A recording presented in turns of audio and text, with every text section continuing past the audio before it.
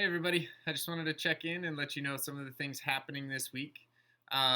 First and foremost, I had such a good time getting to meet so many of your pets. So we're going to do another Flipgrid staff connection.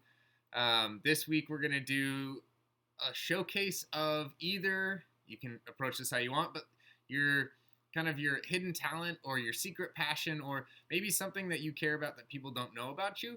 You can show us or explain it to us or however you want, but it'd be a fun way for us to get to know each other a little bit more outside of just the workplace environment. So excited to see what comes in.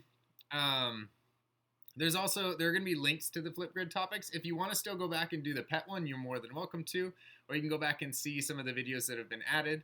In addition to that, there is a wellness check in this email. I think it's really important. Normally, when we're at school, we get a chance to check in on each other, and we don't really get a chance to do it quite the same right now. And so I want to make sure that everybody's wellness is first and foremost. So there's a survey in there, a Google form that you could fill out, just so we can check in on each other. Let's see, what else is in there? Oh, Lunch and Learn.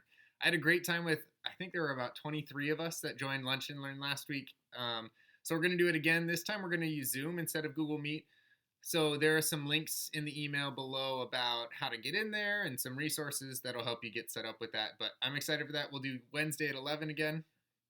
And finally, office hours are looking a little bit different this week right now. I've been asked to team up with Cassie Skilprud at the district level and provide office hours for everyone. So that is still an option. It just looks a little different. The next one is going to be Thursday.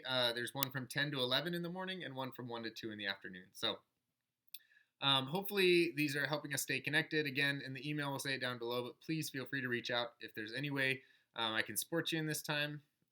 We are all in this together. So looking forward to interacting, albeit online, for the rest of this week.